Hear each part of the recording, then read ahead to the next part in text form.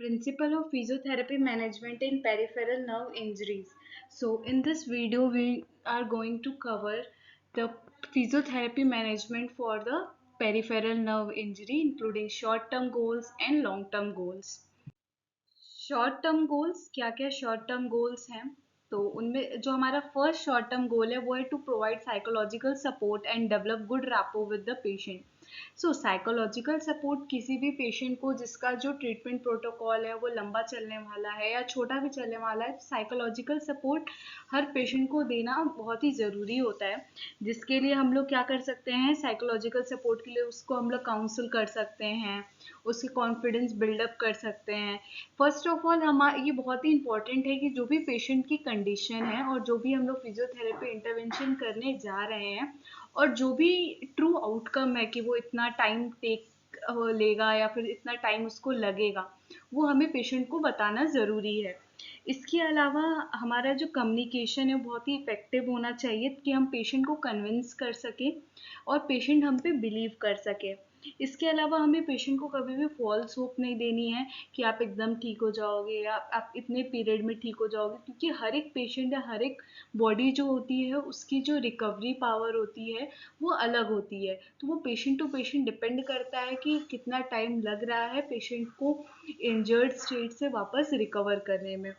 Second हमारा short term goal है to maintain muscle property in muscle supplied by the affected nerve. इसके लिए हम क्या कर सकते हैं, इंटरप्टेड गैल्वेनिक स्टिमुलेशन दे सकते हैं. गैल्वेनिक स्टिमुलेशन इसलिए देंगे क्योंकि जो गैल्वेनिक स्टिमुलेशन है, एक तो वो ब्लड सप्लाई को अच्छी मतलब ब्लड सप्लाई मसल में मेंटेन रहे उसमें हेल्प करता है. इसके अलावा वो जो मसल की प्रॉपर्टीज़ हैं like excitation, contraction and coupling, उसको मेंटेन करने में हेल्प करता है. और आईजी स्टिमुलेशन के अलावा हम लोग क्रायोथेरेपी दे सकते हैं, और क्रायोथेरेपी हम लोग स्ट्रोकिंग के फॉर्म में देंगे विद आइस लेकर के उसको जैसे स्ट्रोकिंग देते हैं वैसे हम लोग दे सकते हैं. और इसके अलावा वाइब्रेशन या हैकिंग भी हम दे सकते हैं. ये हमारे मसल प्रॉपर्टी को मेंटेन करने में हेल्प करेगा.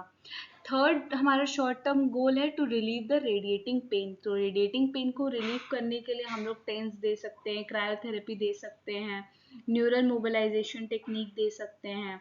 इसके अलावा कोल्ड लेज़र थेरेपी दे सकते हैं. कोल्ड लेज़र जो होता है बहुत ही यूज़फुल है पेन को डिक्रीज करने में. एंड फोर्थ हमारा शॉर्ट टर्म गोल है to maintain the normal range of motion. So normal range of motion को मेंटेन करने के लिए हम लोग रिपीटिव रिदमिकल पैसिव मूवमेंट्स करा सकते हैं सारे जॉइंट्स का. और अगर पेशेंट थोड़ा बहुत भी कर पा रहा है तो हम लोग एक्टिव असिस्टेड भी करा सकते हैं. इसके अलावा मसल्स की फ्लेक्सिबिलिटी को मेंटेन कर सकते हैं. नेक्स्ट हमारा शॉर्ट टर्म गोल रहेगा to prevent contracture and deformity. Contracture and deformity को मेंटेन करने के लिए हम लोग स्प्लिंटिंग करते हैं, और स्प्लिंटिंग के अलावा हम लोग जेंटल पैसिव स्ट्रेचिंग कर सकते हैं, पैसिव मूवमेंट करा सकते हैं. पोजिशनिंग बहुत ही इंपॉर्टेंट होती है पेशेंट के लिए कॉन्ट्रैक्चर को प्रिवेंट करने के लिए. और पोजीशनिंग के लिए हम लोग स्टैटिक स्प्लिंट्स यूज़ कर सकते हैं, पिलो यूज़ कर सकते हैं. हैंड की पोजीशनिंग के लिए हम लोग कोई भी हार्ड बॉटल या फिर ग्लास यूज़ कर सकते हैं. नेक्स्ट हमारा शॉर्ट टर्म गोल रहेगा to take care of skin.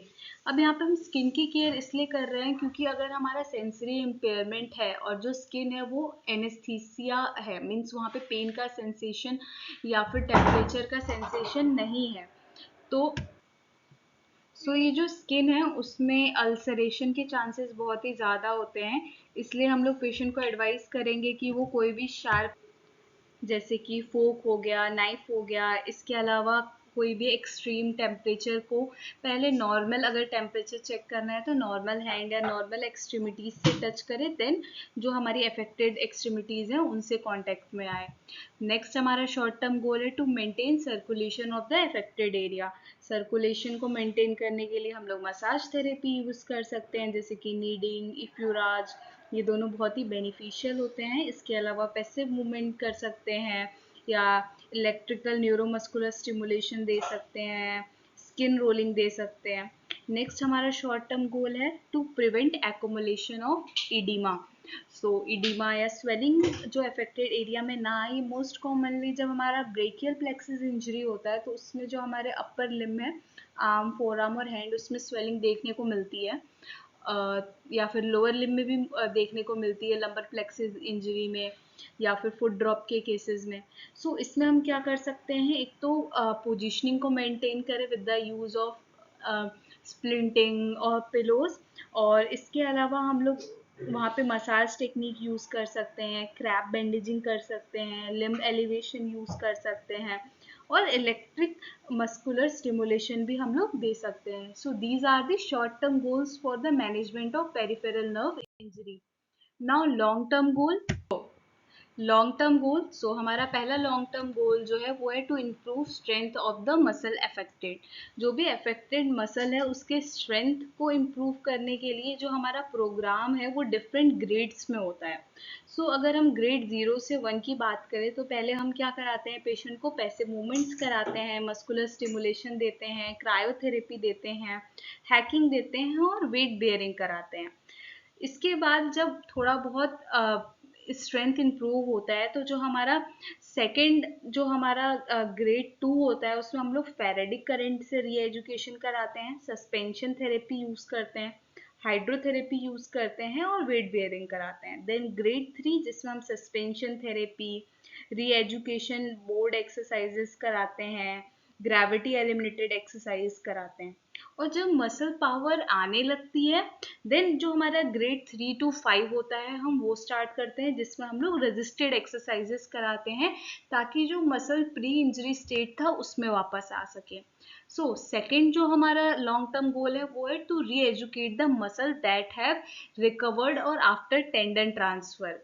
अब जो मसल्स जो कि रिकवर हुई हैं टेंडन ट्रांसफर के बाद उनको री एजुकेट करना, क्योंकि जो हमारी मसल है उसकी उसमें ऐसी कोई एबिलिटी नहीं है या मेमोरी नहीं होती कि वो जो उसकी पावर है उसको मेमोराइज रखे, तो हमें वापस से उस मसल को उसका एक्शन सिखाना पड़ता है। That's why we are using the word re educate. So re education के लिए हम लोग गैल्वेनिक स्टिमुलेशन या faradic stimulation, electrical muscle stimulation वगैरह हम यूज़ कर सकते हैं। इसके अलावा बायो फीडबैक हम यूज़ कर सकते हैं, और इसेंट्रिक एक्सरसाइजेज भी बहुत ही बेनिफिशियल होती हैं री एजुकेशन में मसल के। जो हमारा थर्ड लॉन्ग टर्म गोल है वो है to improve functional capacity of the patient. So overall patient की फंक्शनल कैपेसिटी को इम्प्रूव करने के लिए ज़रूरी है कि हम पहले उसके मसल स्ट्रेंथ को इम्प्रूव करें बाय आवर एक्सरसाइज प्रोग्राम, और कुछ मॉडिफिकेशन भी हम कर सकते हैं इन्वायरमेंट में, ताकि जो उसकी एक्टिविटी ऑफ डेली लिविंग है वो उसे खुद से परफॉर्म कर सके, या फिर जो भी सपोर्ट है ऑर्थोसिस वगैरह का उसके हेल्प से वो जो एक्टिविटी ऑफ डेली लिविंग है उसको खुद से कर सके। और इसके अलावा हम लोग उसकी स्ट्रेंथ को इंक्रीज करेंगे, और उसकी जो भी एक्टिविटी ऑफ डेली लिविंग है, जो भी स्ट्रेंथ प्रोग्राम रहेगा वो हमारा टास्क ओरिएंटेड रहेगा कि कैसे वो डेली एक्टिविटी में अपनी स्ट्रेंथ को भी इम्प्रूव करे और वो एक्टिविटी परफॉर्म कर सके। लास्ट लॉन्ग टर्म गोल है हमारा to prevent secondary complications. So secondary complication को प्रिवेंट करने के लिए हम लोग को जो भी प्रिकॉशंस होते हैं वो हमें लेना होता है। मोस्ट कॉमन जो सेकेंडरी कॉम्प्लिकेशंस है वो है contractures, deformities, pressure sores, deep vein thrombosis, psychological depression, respiratory complication, disturb bone metabolism etcetera. ऐसी काफ़ी सारी सेकेंडरी कॉम्प्लिकेशंस है जो कि अगर हम लोग टाइम से फिजियोथेरेपी इंटरवेंशन स्टार्ट ना करें तो देखने को मिल सकती हैं, या फिर अगर पोजीशनिंग अच्छे से नहीं करा रहे हैं हम लोग तो ये सब कॉम्प्लिकेशंस देखने को मिलती हैं। सो ये था ओवरऑल जो भी पेरिफेरल नर्व इंजरीज हैं उसके फिजियोथेरेपी प्रोटोकॉल्स।